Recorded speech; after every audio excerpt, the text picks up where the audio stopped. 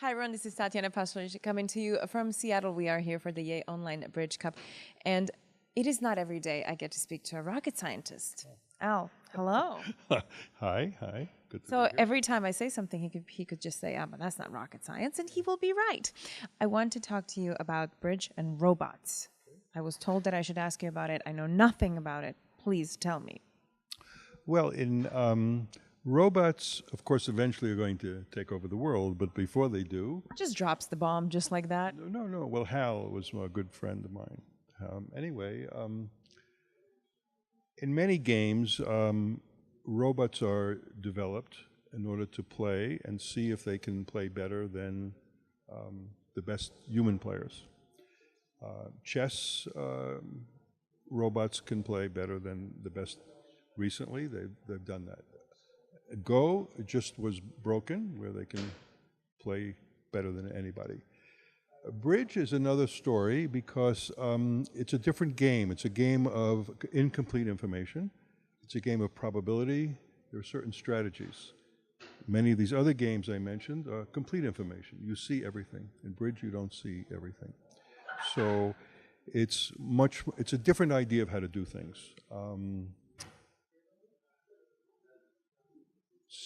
For the past 20 years, we've had a world championship, and the 20th one was this year, and I could say that before I get into how they think and what they do, that they're developing, but not at the rate that computers are developing. One issue is throwing money at it. In chess, going back many years, major computer companies were putting money into it, and universities started to get funded, and so they looked to do things. Here we have software makers in bridge. Many of them have small companies, and they work at it at a slower pace than could possibly be when it's better funded. Have you been running some simulations with robots? No, but let me say that in terms of how they play totally different than a human. If you saw the plays, they think completely different. The end result is often the same or better. And right now, the best robots are playing at an extremely high level. They cannot beat the top players, but if you move one notch down or a notch and a half, they can compete on an even level. So. Do you think that bridge is no longer going to be fun after we have a robot that can just solve it? No. One of the nice things about robots is that you can have a perfect game. In chess, if you you can play against a robot.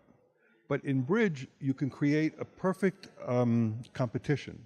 Let's say every human was playing with the same partner against the same opponents, maybe using the same system. So the competition would be perfect.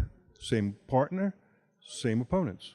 So what we do is we have some of those competitions where all the humans sit, let's say, south, their partner and their opponents are robots, and you play the same boards as everyone else, and you see who does better. And now the only variable is you. In bridge, you have a partner normally. There's a certain, you may play against different opponents from one table to another. So in some ways, that's a perfect game, and it's becoming more popular. And the kids are enjoying it more because the kids are on their iPhone or they're on their computer playing games. This is something that just lends itself for the kids to play. And maybe bridge is very social, so one wonders why robot games are becoming more popular. No. Sometimes when you make a mistake at the table, your partner gets a little nervy with you. Never happens with your robot. And of course, when you make that great play often, and the opponents sort of snare a little, that doesn't happen with the robots either. So it takes away the social aspect. No, it makes it comfortable. Everybody's comfortable. You can do what you like at the table. Nobody's going to complain. How long do you think before we see robots being perfected at bridge?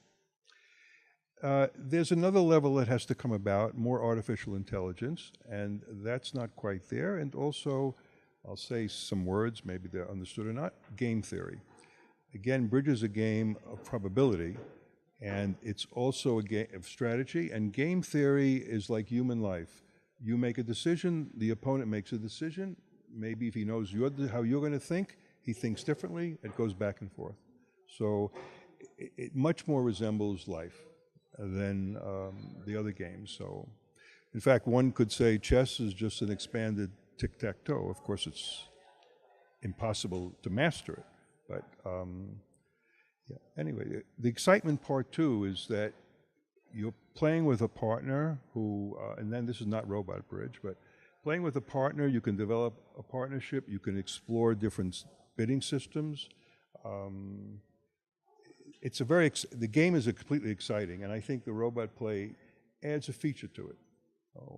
So maybe one day we will see 2 humans and 2 robots partnering up.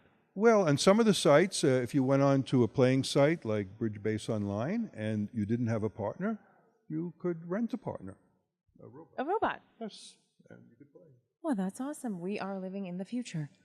Well, in many years, maybe things have slowed down, but I remember, I don't know, it was even 10 years ago, people were doing virtual things on the internet. You would live in a community. You know, that sort of stopped. But here, you could rent a partner and play.